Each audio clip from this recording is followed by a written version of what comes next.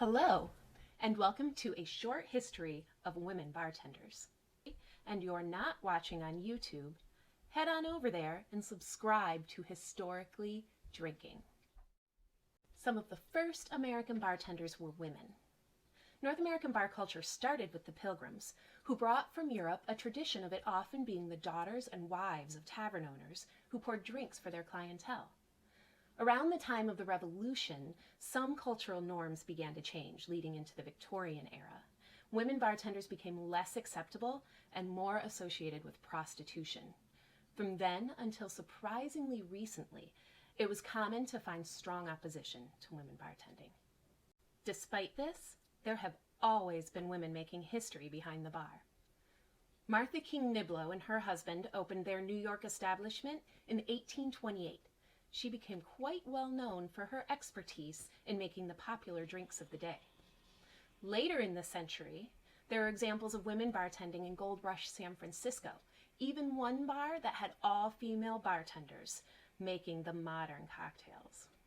Elsewhere in the West, the only way a woman could go into a bar was through a private entrance into an area just for women.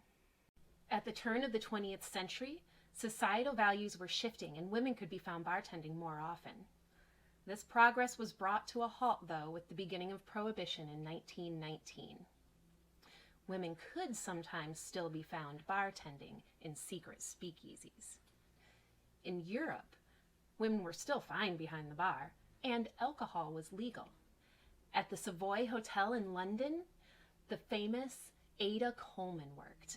Her regular clientele included the Prince of Wales. She worked there, that is, until rich Americans fleeing Prohibition arrived. They didn't like a woman bartending for them. She was out and replaced by a male bartender. Back in the U.S., Prohibition was overturned in 1933. With its end came a renewed interest in keeping women out of bars. Whereas before it was largely social mores doing the job, now it was often the law. The idea was held that bars were dangerous and corrupting places for women. One judge stated that it was chivalry towards women to keep them out. Apparently, chivalry died during World War II because while the men were away, women worked the bars. Evidently, when the men returned, so did the dangers, because the women were kicked right back out at the end of the war. It was around this time that a New York newspaper editorial said, "Who wants the hand that rocks the cradle mixing the whiskey sours?" Who indeed? Women who bartended in the post-war era could be fined and even jailed. This was not always the case, though. Women who worked in neighborhood and small-town bars that had the support of their local communities were left alone. Legislation against female bartenders continued to be passed through the 1950s. By the 60s, more than half the states had laws against women bartending. It was around this time that women started to take a notable stand for their right to bartend. It took them until the 1980s to get all of the bans overturned, but they did it. And now, women make up more than 50% of bartenders in the United States.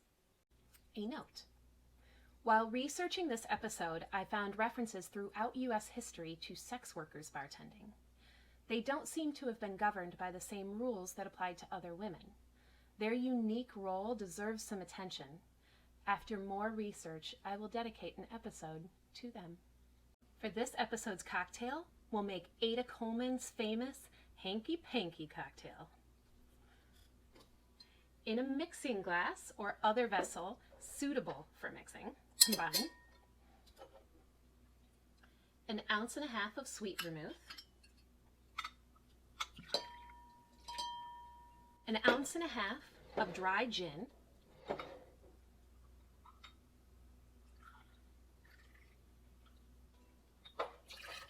1/8 teaspoon of Fernet Branca,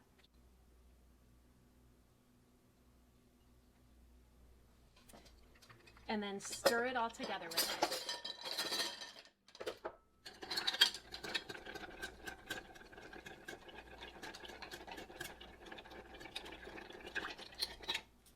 strain it into a cocktail glass or whatever glass you have on hand. Garnish it with the oil from a slice of lemon peel.